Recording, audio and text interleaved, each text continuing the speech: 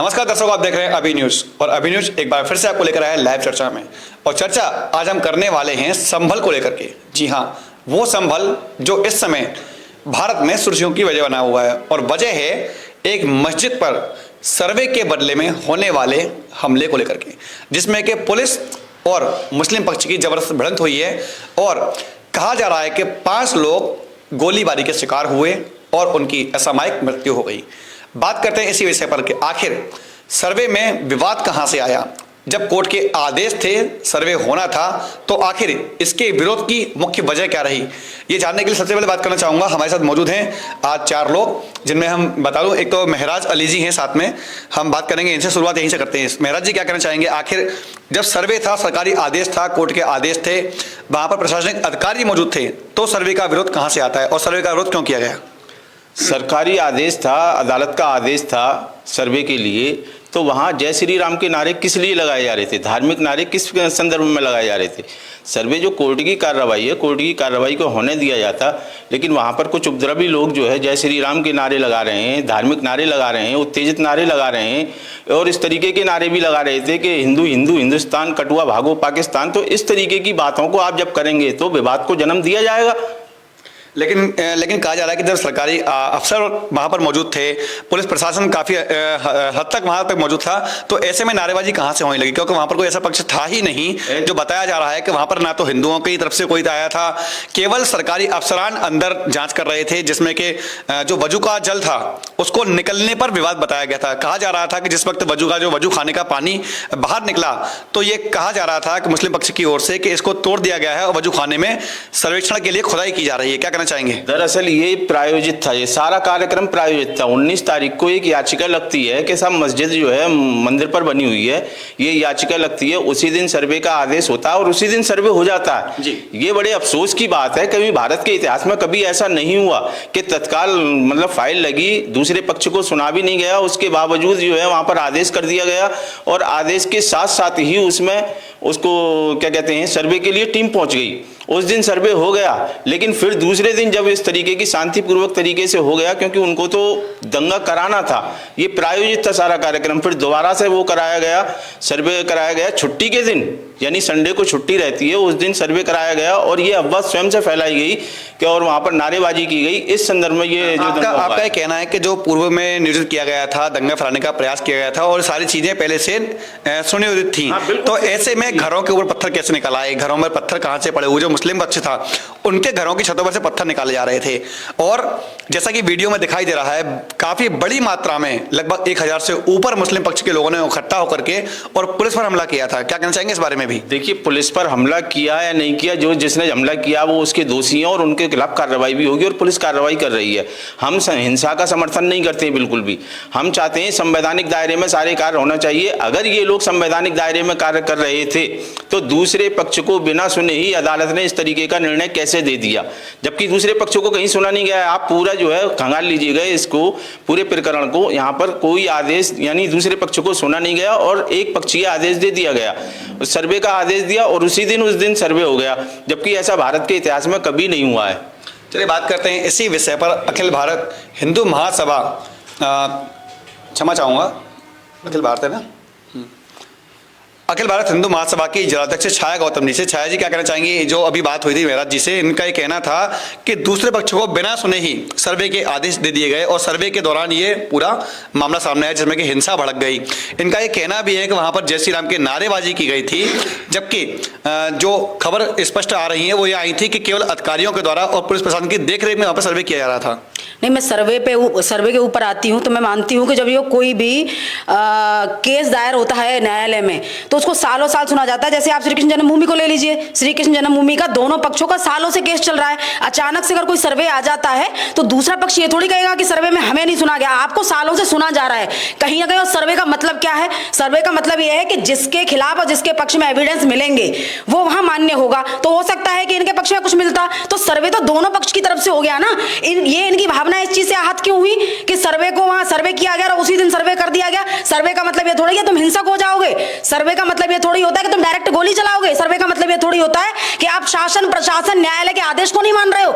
वहां आपने देखा होगा हजारों की संख्या में मुस्लिम समुदाय वहां इकट्ठा था, ईंट पत्थर बरसा रहे हैं, डायरेक्ट गोली चला रहे हैं। ये लोग संविधान को नहीं मानते हैं, ये लोग लॉ एंड ऑर्डर को नहीं मानते। मैं इस बात को कहना चाहती हूँ, जो लोग लॉ एंड ऑर्डर को नहीं मान रहे इस देश में रहके, जो लोग संविधान को नहीं मान रहे हैं, उनको बिल्कुल देश से बाहर कर देना चाहिए। जब इनके ऊपर इतनी कड़ी कार्रवाई होगी तो ये कम से कम नियम कायदे कानून में रहना सीखेंगे। अभी ये नियम कायदे कानून में रहते ही नहीं है। ये चलिए बात करते हैं इसी विषय पर। हमारे साथ मौजूद है क्षेत्रपाल जी क्या कहना चाहेंगे? जैसा कि अभी सुना मेहराज जी को, अभी सुना छाया गौतम जी को, इसी विषय पर बात करना चाहते हैं कि आखिर संविधान की बात आती है, सर्वे की बातें आती है, तो क्या क्यों आखिर एक पक्ष हमेशा भड़कता है? जबकि देखा जाता है कि कभी भी जब ऐसे सर्वे को नकार दिया जाता है तो कभी हिंदू एक साथ इकट्ठे होकर बाहर सड़कों पर प्रदर्शन नहीं करते, कभी जब ये अपील खारिज होती है तो कभी कहीं प्रदर्शन नहीं होता, लेकिन जब भी कभी मुस्लिम पक्ष की बात आती है तो मुस्लिम पक्ष आक्रोशित होकर के सड़कों पर प्रदर्शन करता है। जी जी, सबसे पहले तो आपके स्टूडियो को बहुत बहुत बधाई जी। आज संविधान दिवस है जी, तो मैं देशवासियों को भी संविधान दिवस की बधाई देना चाहूँगा। साथ ही साथ ये जो मुद्दा आपने रखा है, इस मुद्दे पर देखिए, सबसे पहले तो हमको अखंड भारत को देखना चाहिए, और जब हम अखंड भारत को देखेंगे तो भारत में जो भारत के रहने वाले लोग हैं उनकी विरासत क्या है, उस विरासत को 1947 की बात नहीं कर रहा हूँ मैं, 1947 से एक बड़ा मुद्दा है देश में, हिंदू मुसलमान, हिंदुस्तान पाकिस्तान, ये एक राजनीति का हिस्सा है। जबकि राजनीति जो है वो होनी चाहिए युवाओं के रोजगार को लेकर के, बेरोजगारी को लेकर के।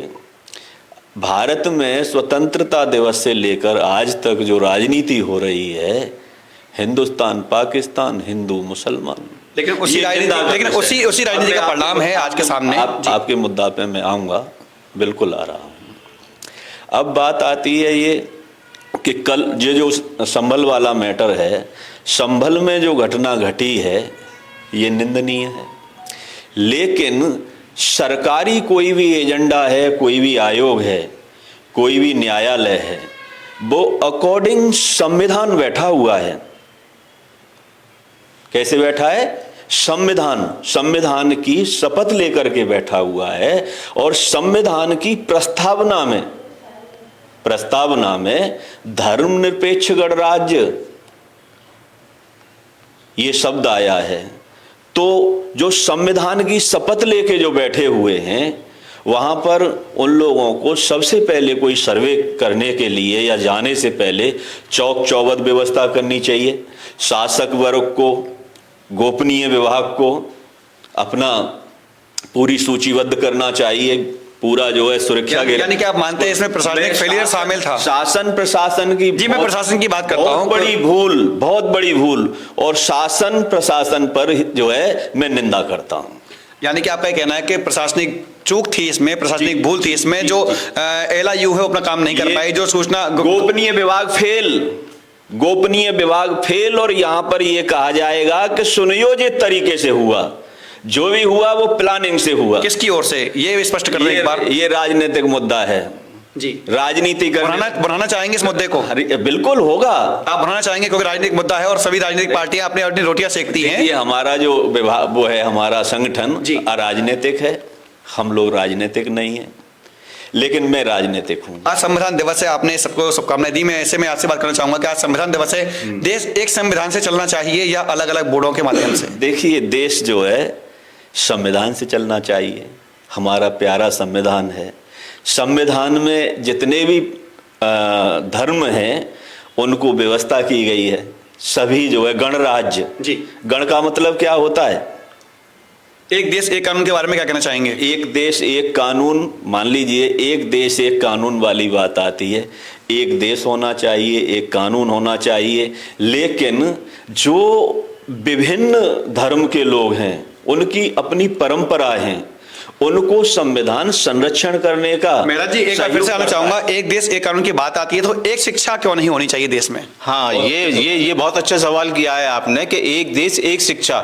आप ये देखते हैं कि जब एक देश और एक कानून की बात तो होती है, लेकिन कानून तो एक ही है। अगर आपने हत्या की तो आपको भी वही सजा मिलेगी और मैंने हत्या की मुझे भी वही सजा मिलेगी। एक ही कानून है भारत में, जुर्म का लिए या जो भी है वो सारे एक ही कानून है। धर्म, जिसको धर्मनिरपेक्ष कहा गया है, इसमें जैसे कि धर्मों की बात आती है तो वो अपने निजी मामले हैं, वो अपने निजी स्तर से उनको निपटिए, उनके लिए कोई कानून। यहाँ पर फिर बड़ी बात वही आती है कि धर्मों की बात आती है तो फैसले धर्म के आधार पर होने चाहिए, कानून के हिसाब से होने चाहिए। कानून के हिसाब से होने चाहिए, संविधान के अनुसार होने चाहिए। धर्म के होता है, लेकिन मुस्लिम पक्ष हमेशा मानता आया है कि कोर्ट अपना काम करे और वक्फ बोर्ड अलग काम करेगा। मुस्लिमों का अलग कानून बनाया हुआ है, शरिया कानून बने हुए हैं। नहीं, वक्फ बोर्ड में ऐसा क्या कानून है?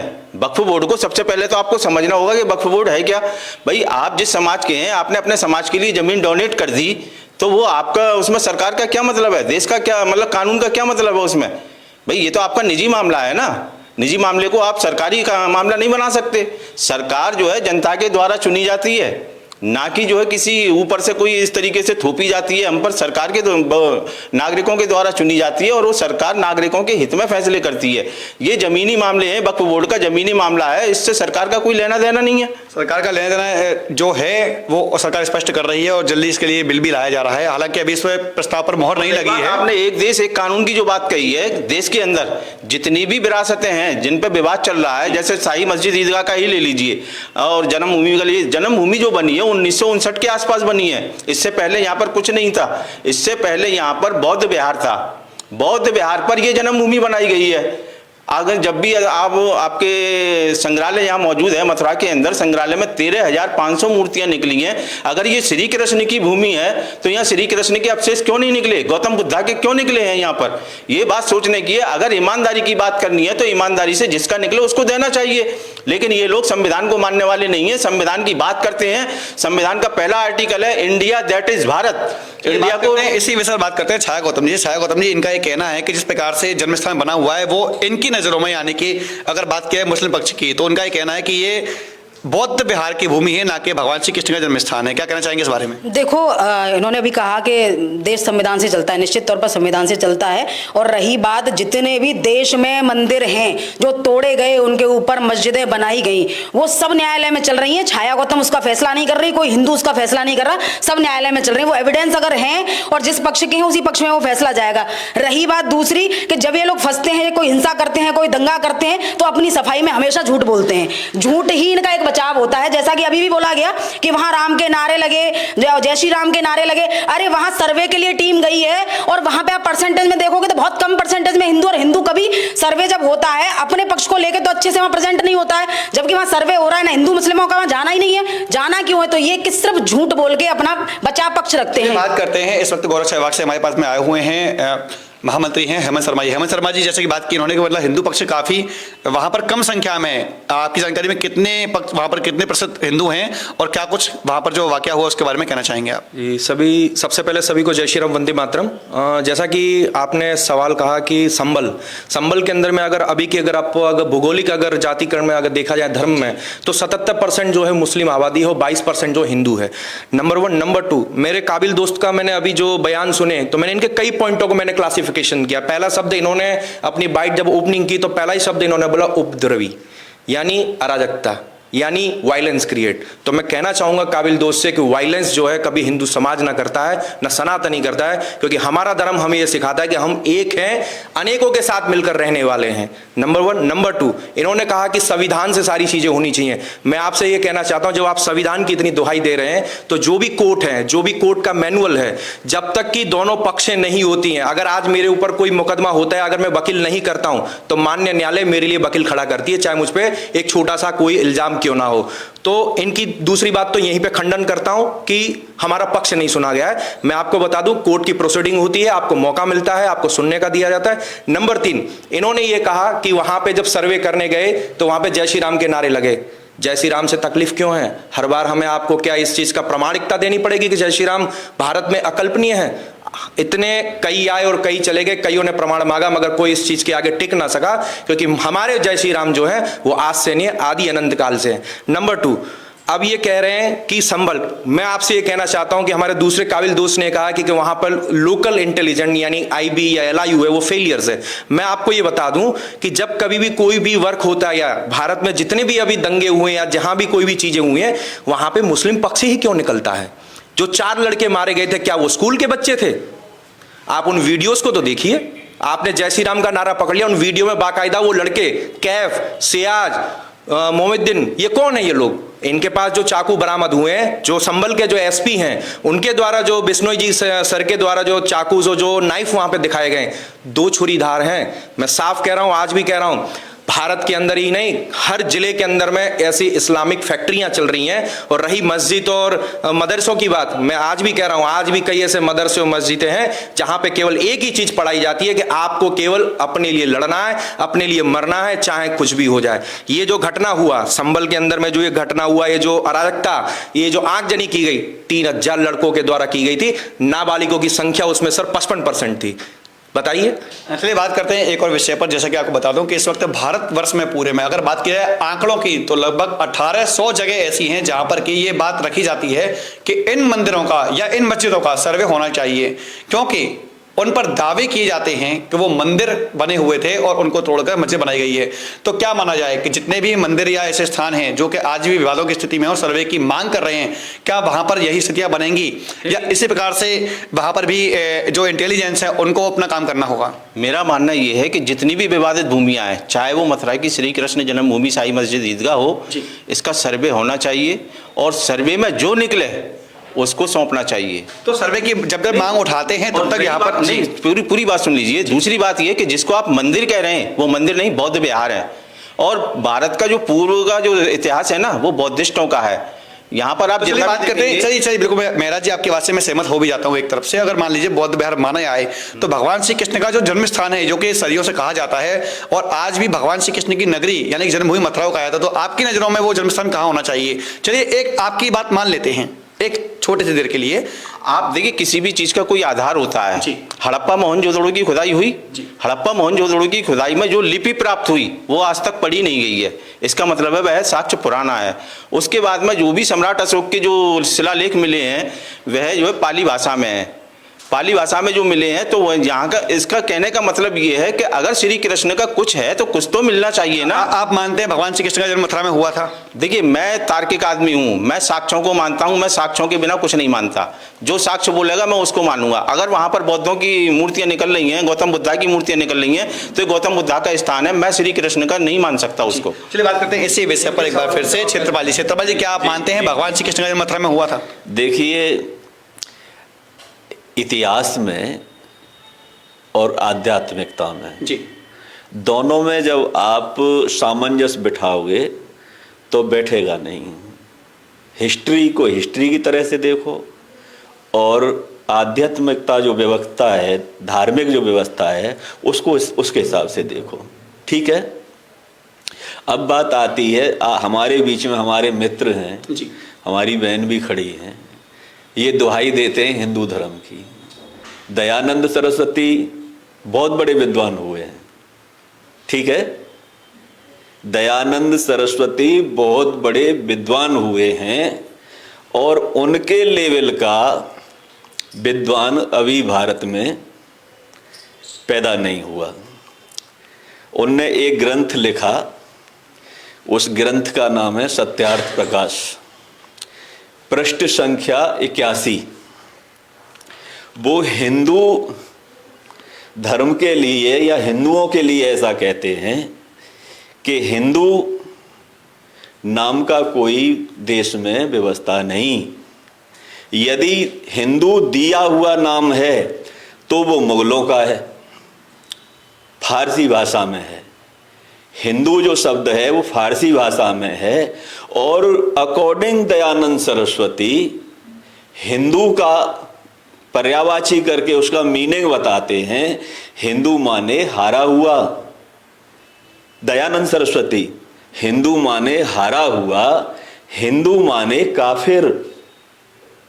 मैं नहीं कह रहा हूं, महर्षि दयानंद सरस्वती।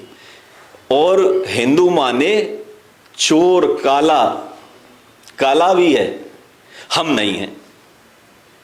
दयानंद सरस्वती कह रहे हैं कि हम हिंदू नहीं हैं, हम तो आर्य हैं। और अगर आपने हिस्ट्री पढ़ी हो तो भारत में आर्यों का आगमन है, ठीक है। अब ये हिंदू वाला जो मामला है, ये है क्या?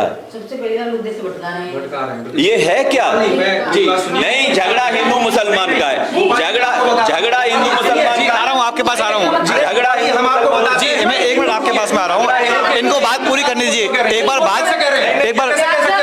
अरे भाई, साक्ष्य है इनके पास हमारे और रहिए, मैं आपको जवाब देता हूं। एक बात बताइए, आप चोर कह रहे हैं कि हिंदू जो हैं वो चोर हैं और हम आए हुए हैं, तो मैं आपसे पूछना चाह रहा हूं, मेरी बात सुनिए, मैं बात को पूरा करना चाह रहा हूं। जो मेरी बात सुनिए, सरस्वती कह रहे हैं, दयानंद सरस्वती, अगर आप इतना इतिहास पढ़े हैं तो हम आपसे एक बात कहना चाह रहे हैं महोदय जी। जो 1529 में संबल के अंदर में जो हमारे हरिहर नारायण, जहां पे विष्णु भगवान और शंकर भगवान के संयुक्त रूप में जो वहां पे हमारा भूगर्भ बना था, उसको किसने तोड़ा था? वो काफिर नहीं था, चोर नहीं था क्या? वो बाबर कौन था? बाबर ये बताइए, आपका रिश्तेदार था जो आप इतनी तावील कर रहे हैं। 1529 में उसने हमारे मंदिरों को तोड़ा, तख्तीरें लगाई उसने वहां पे। इसलिए मैं बाबर को बुलाने वाले कौन थे? नहीं, 1529 में बाबर क्या करने आया था यहाँ पे? उसका कोई रिश्तेदार है यहाँ पे? जो आज जो संबल पे, जिस मस्जिद पे जो आज ये तकरारें हो रही हैं, जो सर्वे के लिए इन्होंने इतना बड़ा हुड़दंग कर दिया, 1529 में उन्होंने मेरे आराध्य का मकान तोड़ा था, मेरे आराध्य का घर तोड़ा था। है इनके पास इतिहास में जवाब? ये हमसे इतिहास की बात कर रहे हैं। बाबर जी सुनिए, ये अगर हिंदू धर्म को चोर कह रहे तो मैं कहना चाहता हूं, आप फिर हिंदू नहीं है, आप भी उन दोगलों की तरह केवल एक पॉलिटिक्स है। आपके डीएनए में कोई परेशानी है, और हम ना तो चोर थे, हम तो उस धर्म से आते हैं, सभी को अपना मानते हैं। और अभी तो ये कुछ नहीं, अभी तो एक मस्जिदें हैं, टोटल 1800 मस्जिदें हैं, 3000 60,000 मंदिर तोड़े गए। जवाब है इन लोगों के पास। यहां आके केवल ये 2 बातें कर लेना, डिप्लोमेटिक कर लेना, वो नहीं है। हम वो हैं, अगर किसी ने भी हमारे मंदिर या हमारे सनातन की तरफ अब आंखें उड़ाई, उस इंसान को हम घर में बात करते हैं सनातन धर्म की एक बार फिर से। जैसे बात अभी आपने हिंदू की है, सनातन की बात करें, सनातन को मानते हैं? देखिए, मैं सनातनी हूं जी। सनातनी भारत का जो है प्राचीन धर्म है, भारत की आत्मा है। सनातन के जो अनुयायी हैं वो आज जो नारा लगा रहे हैं हम सनातनी हैं, कल तक वो अपने आप को हिंदू कह रहे थे, जगह जगह हिंदू का नारा लगा रहे थे, गर्व से कहो हम हिंदू हैं। और कभी वो जो है बन जाते हैं, वो बोलते हैं कि हम तो वैदिक हैं, हम तो आर्य हैं, इनका कोई दीन है, कोई धर्म है, यानी कि ये आखिर हैं कौन? हिंदू और सनातनी को एक्सप्लेन क्यों कर रहे हो आप? हिंदू और सनातनी को एक्सप्लेन, मुद्दे पे आइए, मुद्दे पे आना क्यों नहीं चाहते हो आप? संबल मुद्दा है और मुसलमानों ने क्या किया है, आंखें खोल के पूरा देश देख रहा है, आप देख रहे हो। मैं ये लीपापोती करना क्यों है आपको? आपका तो मुझे समझ में नहीं आ रहा, सनातनी हो, मुस्लिम हो, हिंदू हो क्या हो, अपने आप को एक्सप्लेन करो पहले लोगों के सामने। में जो एफआईआर हुई है पत्रकार महोदय जी, उसमें किनके नाम है? संबल का सांसद, संबल का विधायक, और सुनिए दिल्ली के अंदर में जो हुआ था दंगा, उसमें पार्षद था कि नहीं था, ये बताइए। उसमें एक भी सनद। चलिए बात करते हैं इसी विषय पर। जैसा कि कहा जा रहा है कि जो संबल के विधायक हैं, संसद के सांसद हैं संबल के, उन पर एफआईआर दर्ज की गई है, लेकिन उनका यह बयान है कि वो वहां मौजूद नहीं थे और उनको राजनीति में फंसाने के लिए, इसके फंसाने की राजनीति की जा रही है। क्या कहना चाहेंगे इस बारे में? देखिए, आदरणीय दोस्त की मैं बात का थोड़ा सा वो करूंगा, क्योंकि उन्होंने ये कहा कि ये मुसलमानों को अभी इन्होंने हिंसक कहा। आप रोज वीडियो देख रहे होंगे, सोशल मीडिया पर वीडियो चल रही हैं, किसी को मंदिर में घुसने के नाम पे मारा जा रहा है, किसी को जो जय श्री राम जबरन कहलवाया जा रहा है उसको मारा। कल भी एक वीडियो महाराष्ट्र से वायरल हुई है। कल जैसा कि बात किया थी, कल एक वीडियो और वायरल हुआ है जहां पर एक जो अपने कोर्ट से जीते हुए व्यक्ति है, अपनी बाउंड्री वॉल करा रहे थे, लेकिन वक्फ की वहां पर जमीन बताई गई और वहां पर भी हिंसा हुई है। इस बारे में क्या कहना चाहेंगे? क्योंकि वहां भी लोगों ने एक साथ इकट्ठा होकर के पथराव किया था। देखिए, हिंसा जो भी करता है, हिंसा जो है अपराध है, हम हिंसा का समर्थन नहीं करेंगे बिल्कुल भी। जिस तरीके से अभी कहाँ पर वो झंडा फहराया गया था, एक झंडा फहराया था, धार्मिक झंडा फहराया था मुस्लिम के घर पर, तो इस तरीके की घटनाओं का हम समर्थन नहीं करेंगे, चाहे वो हिंदू करे या मुसलमान करे, कोई भी करे। देश संविधान से चलेगा, किसी की आस्थाओं से नहीं चलेगा। ये हम बता देना चाहते हैं, और जो आस्था के आधार पर देश को चलाना चाहते हैं, हम उनका खुलकर मुकाबला करेंगे और उनके सामने खड़े होंगे। बात फिर से वही जी संविधान की कह रहे हैं, तो हम भी एक जवाब देना चाहते हैं। अगर जरूरत पड़ी तो संविधान के अंदर में भी वो बदलाव लाया जाएगा, क्योंकि ये वो भारत है, इस भारत में वो भारत नहीं। और रही बात, आप कहते हैं कि दंगे है फसाद की। मैं आपको आप बीती बता रहा हूं। जिस समय गोधरा कांड हुआ था उस समय मेरी 14 साल की आयु थी। मैं उस समय गुजरात में था अपने परिवारजनों के साथ। वो जो S6 जो डब्बा आज भी आप जाइए गोधरा के स्टेशन पे खड़ा हुआ है, 59 हिंदू परिवारों को इसलिए मारा गया था कि वो राम जन्मभूमि से चलकर आई थी। मैं आपसे कहना चाहता हूं कि उनको जिस बर्बरता से मारा गया था, पहले तो सारी ट्रेन के डिब्बों को बंद किया, उसके अंदर मिट्टी का तेल डाला गया, एसिड डाले गए, और ये जानबूझकर। एक और चीज बता दे रहा हूं, वो इसलिए ये इस घटना को ये करने में कारित रहे ये जितने भी ये इस्लामिक आतंकवादी हैं। क्यों? क्योंकि आज से 15 साल पहले कभी भी अगर आप रिजर्वेशन कराते थे तो चार्ट लगा करते थे। अगर आपको मालूम होगा पत्रकार महोदय जी, तो चार्ट लगा करते थे, बाकायदा सुनियोजित तरीके से चार्ट को जाकर पढ़ा गया था कि इस चार्ट के अंदर में कोई मुस्लिम परिवार तो नहीं है। जब जाके इन्होंने इसको आइडेंटिफाई किया था कि ये S6 है, इसी को टारगेट करना है। आप चाहें तो आज भी क्या नाम है, भारतीय रेल की जो खुफिया विभाग है उसकी रिपोर्ट अगर आज उठाएंगे तो उसको आप देख लीजिए। और इतनी बर्बरता पूर्वक उन लोगों को जला के मारा गया था। और रही बात, ये हमें सिखाएंगे संविधान। बात करते हैं, जैसा कि आपने कहा साबरमती एक्सप्रेस की बात की जा रही है। अगर देखा जाए पिछले कुछ समय से, यानी कि जब से मोदी सरकार आई है और जब से उत्तर प्रदेश में योगी सरकार आई है, कुछ फिल्में ऐसी बनी हैं जो कि इन घटनाओं से पर्दा उठाती हैं, जिन पर पर्दे पड़े हुए थे। लोग उनके बारे में जानना चाहते थे, लेकिन कभी भी फिल्मों को पर्दों पर आने नहीं दिया। जब भी कई फिल्में आने की बात होती थी उनको बैन किया जाता, लेकिन आज समय बदला है। आपने देखा कश्मीर फाइल रिलीज हुई, आपने देखा केरला स्टोरी रिलीज हुई, और आज साबरमती इसका जीता एक उदाहरण दिख रहा है कि आज खुद सरकार अपने लोगों को, अपने भारतीय जनता पार्टी के तमाम जो उनके कार्यकर्ता हैं उनको दिखाने के लिए टैक्स फ्री करने के साथ साथ उनको दिखा रही हैं। क्या कहना चाहेंगे इस बारे में? आखिर पहले फिल्में रिलीज क्यों नहीं हो पाती थी आपकी नजरों में? जी देखिए, फिल्म भी एक ऐसी व्यवस्था है, उससे समाज का आईना कहा जाती है। जो समाज में घटित होता है जी, या जो घट चुका है उसको समाज के सामने लाके दर्पण की तरह फिल्म रखती है। लेकिन बात यह, अभी मेरे मित्र जो खड़े हैं, मैं उनका नाम नहीं जानता, हेमंत शर्मा जी, मैं उनका नाम नहीं जानता। गोधरा कांड का इन्होंने जो है हवाला दिया। यदि हेमंत जी गोधरा कांड के बारे में आप देखिए, कोई भी झगड़ा हो, पत्रकार जी, कोई भी दंगा फसाद झगड़ा हो, उसका कोई न कोई कारण होता है। कारण बिना कोई जो है दंगा फसाद नहीं हो सकता। आपने कारण नहीं बताया कि इतना बड़ा गोधरा कांड हुआ, बड़ी बर्बर घटना हुई, उसके पीछे कारण क्या था?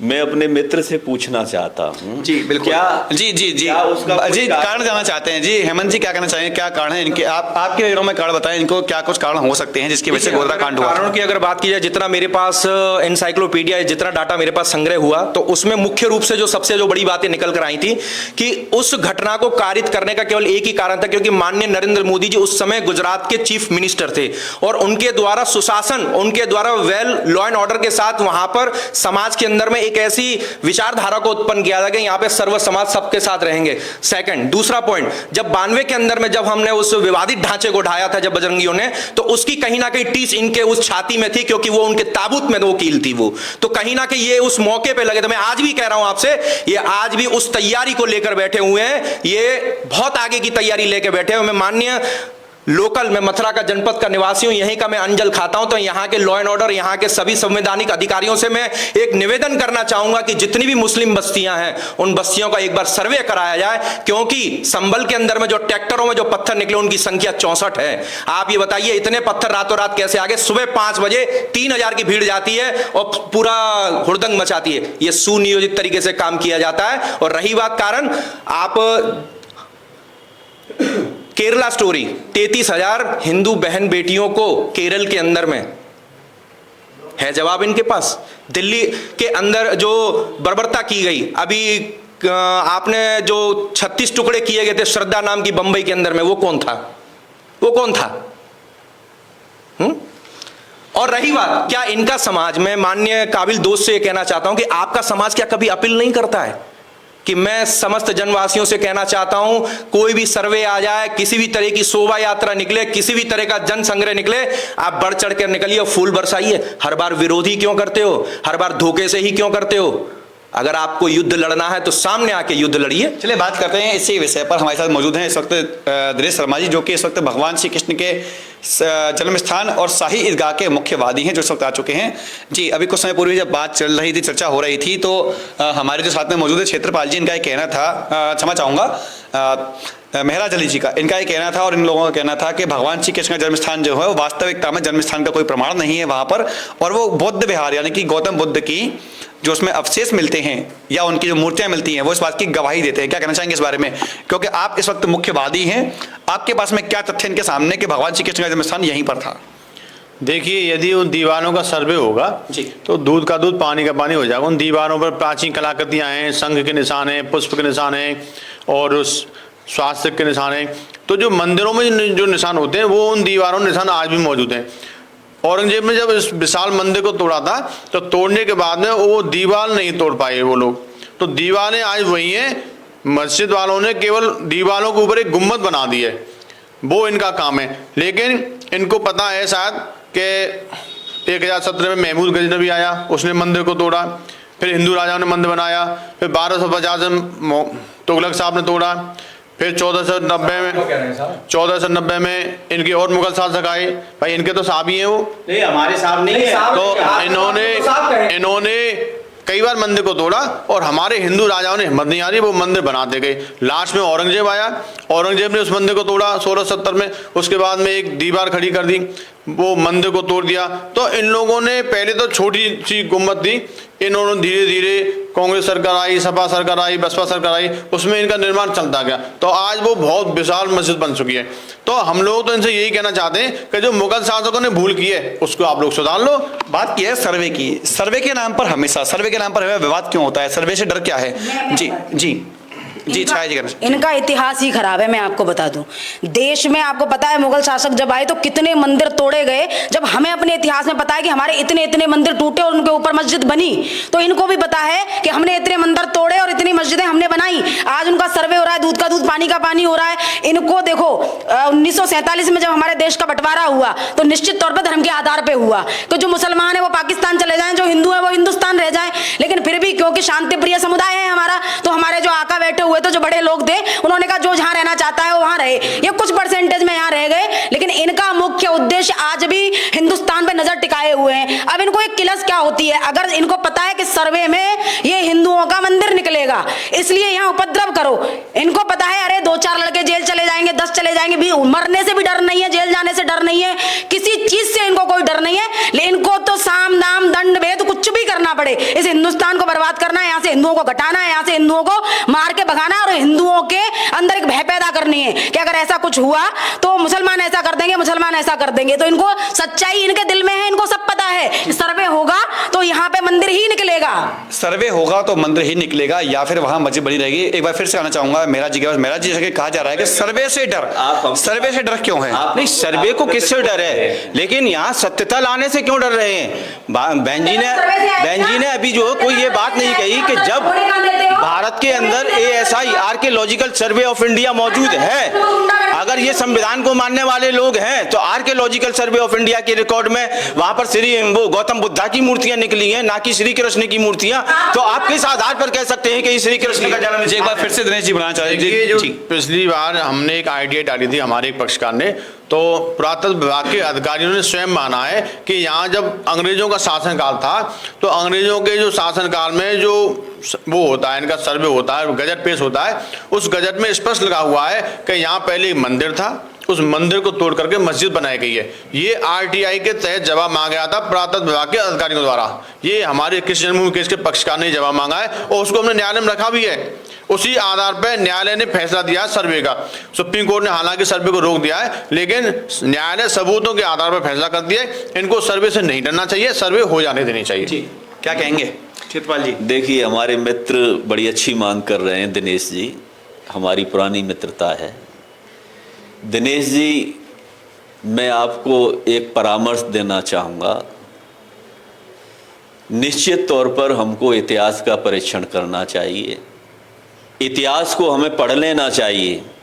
जैसे हम मथुरा कह रहे हैं मित्र, जब आप 16 महाजनपदों में जाओगे, लगभग जो है ईसा पूर्व 563 16 महाजनपद में जाओगे आप और इस जिले को इसको पढ़ोगे तो ये जो मथुरा है इसका नाम सूरसेन नगरी है। इतिहास के गर्भ में जाओगे ये सूरसेन नगरी है, कनिष्क की नगरी है, सम्राट कनिष्क की ये धरती है। और ये जो धरती है ये बहुत बड़ी मूर्ति कला का विशाल केंद्र रहा है। यहाँ से श्रीलंका और जो है अफगानिस्तान तक जो है मूर्तियाँ जो है गई हैं, यहाँ जो निर्मित हुई हैं, बनी हैं। जहाँ का मैं रहने वाला हूँ माट का, वहाँ सम्राट कनिष्क की मूर्ति मिली है। जब आप संग्रहालय में जाएंगे, यही संग्रहालय कहीं बाहर तो है नहीं, मथुरा में ही है। जब आप संग्रहालय के मेन गेट में घुसेंगे तो आपको लेफ्ट हैंड पर सम्राट कनिष्क की टूटी हुई प्रतिमा मिलेगी। अरे भाई, एक हैरान करने वाली बात है, सारी की सारी जो प्रतिमाएं हैं वो टूटी फूटी क्यों हैं? क्योंकि उनको तोड़ा गया है। जी जी जी, देखिए जी। अभी हमारे, जैसे कि मैं बात करूं क्षेत्रपाल जी, जैसे कि आपने कहा कि मूर्तियां निकलती हैं, लेकिन यहाँ पर मूर्तियां प्राचीन मंदिरों की निकलती हैं, यहाँ प्राचीन भगवानों की मूर्ति। झूठ बोलोगे, झूठ का एक सीमा होती है।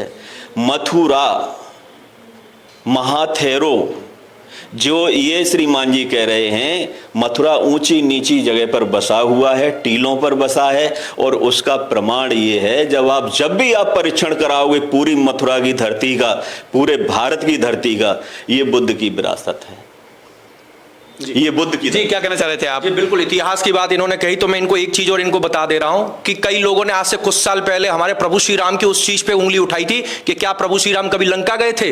मैं आपको बता दूं, जब लंकन गवर्नमेंट और इंडियन गवर्नमेंट के डेलीगेट्स जब मिले थे, तो उन लोगों के द्वारा आज से 10 साल पहले उस राम सेतु, जो हमारे आराध्य, जिसमें सभी छोटे छोटे गिलहरी, यानी गिलहरियों ने भी अपना उसमें सरोकार दिखाया था, बजरंगबली हनुमान जी के तमाम वानर सेनाओं ने आज भी उसको विथ आर्कोलॉजिकल ऑफ इंडिया, जो ये कहते हैं कि मॉडर्न टाइम का जो जांच पड़ताल करने वाला, हम तो सनातनी है, हम किसी मॉडर्न को नहीं मानते।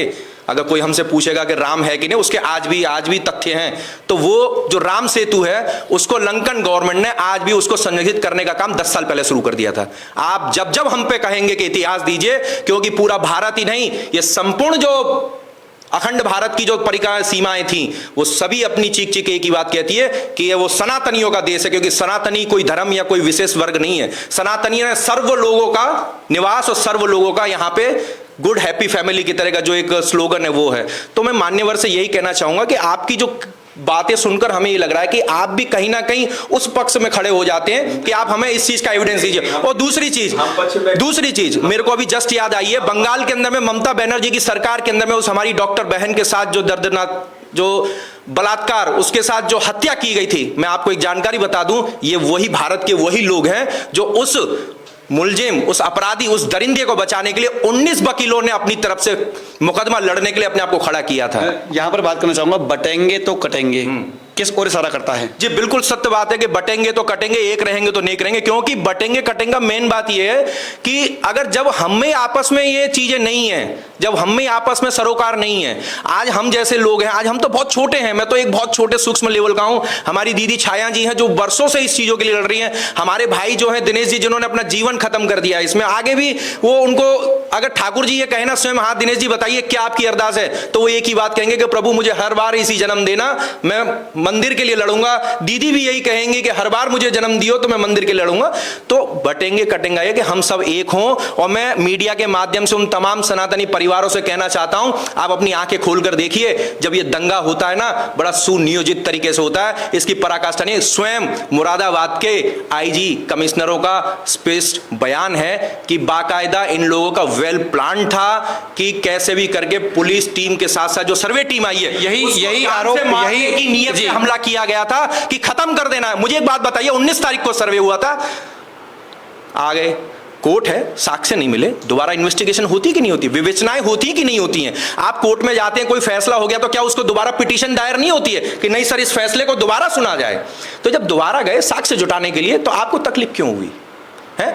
ऐसे तो कई मंदिर मस्जिद है, मैं तो साफ कहूंगा कि कोई चोर है साहब, पुलिस को पता चली हाँ साहब ये चोर है, इसके घर में माल है और चोर को बरामद करना, मेरे पास सर्च वारंट है, तो क्या आप उस पुलिस जो थाने का जो जाएगा अध्यक्ष, उसको जाके मारेंगे आप? तो साफ बात यही है। अभी तो केवल ये कुछ हमारे उन देवालयों की लिस्ट है, अभी तो 18 से हेमंत अधिक जी है। हेमंत जी बात कर रहे हैं जैसे कि आपने कहा सुनियोजित था। हाँ, बिल्कुल। ऐसा ही इन्होंने कहा था कि सारा कुछ प्री प्लान था, लेकिन अभी तक स्पष्ट नहीं हो पाया प्री प्लान किस ओर से था, क्योंकि वहां पर ये स्पष्ट इतने एविडेंस हैं, इतना स्पष्ट तो है कि हजारों की संख्या में लोग इकट्ठे हो जाना और वहां 60 से 62 ट्रैक्टर भर के ईंट पत्थर इकट्ठे हो जाना, ये घंटे 2 घंटे का काम तो है नहीं। ये 2-4 दिन से तैयारी चल रही थी, तो सुनियोजित तो है ही और वो कह भी रहे हैं, लेकिन उनको ये ज्ञात नहीं है। ज्ञात तो है, मैंने कहा ना, वो झूठ के आधार पर अपना बचाव पक्ष रखते हैं।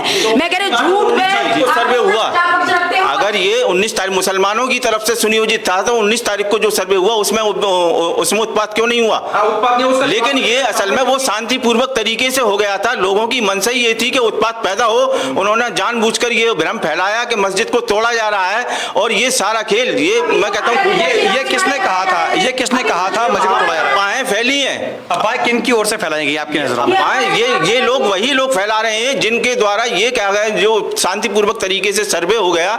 ये शांतिपूर्वक तरीके से सर्वे हो कैसा गया? देश के अंदर जो समस्याएं हैं, ये मानना तो मुस्लिम पक्ष का है, किसका? ये मानना, ये कहना मुस्लिम पक्ष का है कि जब वजू खाने का जल निकाला गया था तब अफवाह फैली थी। देखिए मीडिया जितना झूठ बोल रहा है ना, मुझे कहने में जरा भी संकोच नहीं है। मुझे जरा भी संकोच नहीं है कि मीडिया जिस तरीके से, मुझे नहीं लगता कि आप जो है, जो मैंने साक्ष्य रखे हैं कि जैसे मथुरा के ताल्लुक से कि ये गौतम बुद्धा की भूमि है, आप शायद दिखाने में संकोच करेंगे।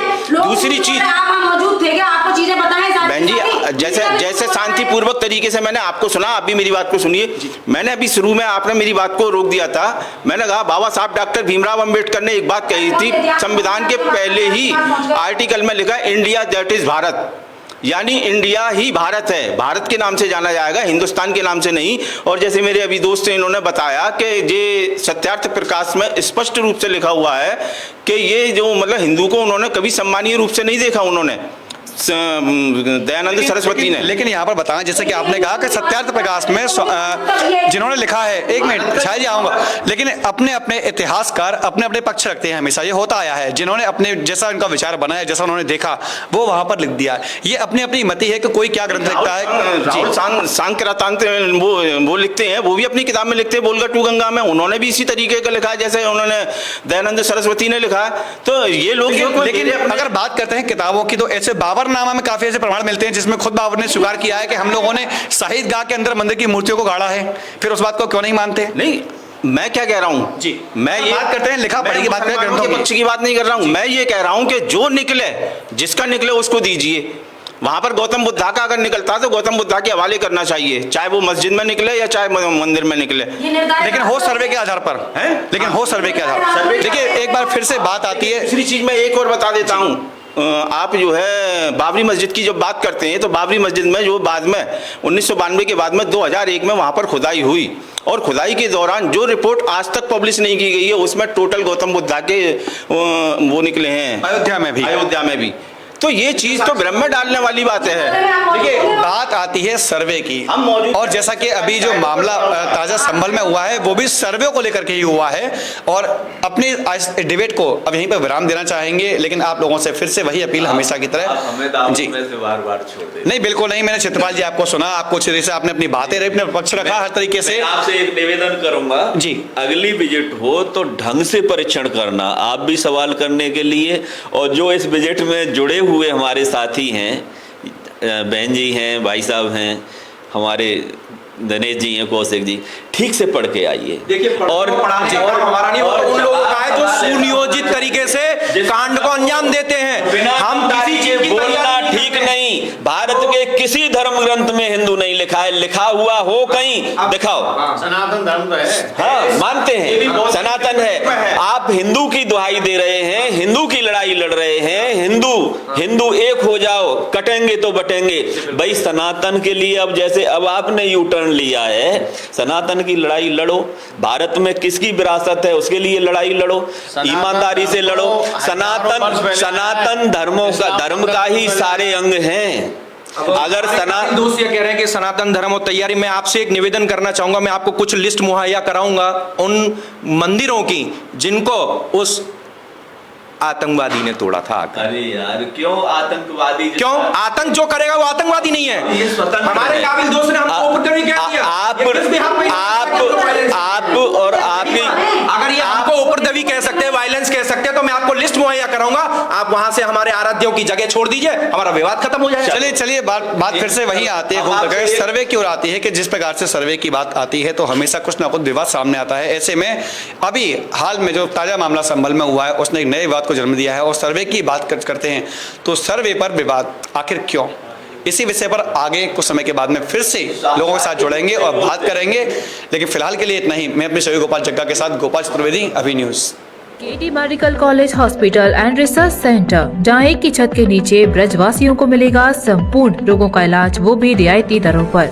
अत्याधुनिक सुविधाओं से लैस operation theatre, MRI, CT scan, colour Doppler, ultrasound, digital x ray, echo, सभी प्रकार की खून और पेशाब की जांचें, न्यूरो से संबंधित रीढ़ की हड्डी व दिमाग के ऑपरेशन, ब्लड प्रेशर व पेट से संबंधित सभी रोगों का इलाज, ब्लड बैंक, डायलिसिस व एम्बुलेंस की सुविधाएं, इमरजेंसी सेवाएं 24 घंटे उपलब्ध। OPD सुबह 9 बजे से लेकर 4 बजे तक।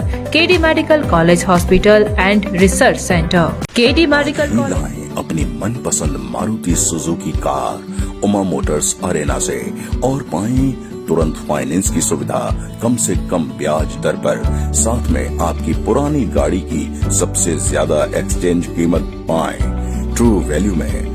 नंबर नोट करें 9997682222। सिम्स है तो मुमकिन है अब हर बीमारी का इलाज। सिम्स मथुरा का एकमात्र ऐसा चिकित्सा क्षेत्र जहां आपको मिलेंगी भरपूर सुविधाएं। 200 बेड का एक ऐसा आलीशान अस्पताल जहां मरीज आने पर नहीं किया जाता कहीं और रेफर। मेडिकल की हर सुविधा से सजा हुआ सिम्स हॉस्पिटल, जहां आपको मिलेंगे एक से एक विशेषज्ञ। आधुनिक सुविधाओं से युक्त हॉस्पिटल जो रहता है अपनी मरीज की सेवा में सदैव तत्पर। Cardiology, neuro surgery, gastro surgery, plastic surgery, critical care and pain management, ये सारी सुविधाएं मिलेंगी आपको एक ही छत के नीचे। वर्ल्ड नंबर 1 पैथोलॉजीज के साथ सिम्स हॉस्पिटल आप सभी की सेवा में सदैव तत्पर। National highway 19 Masani road near Shri Radha valley, Mathura.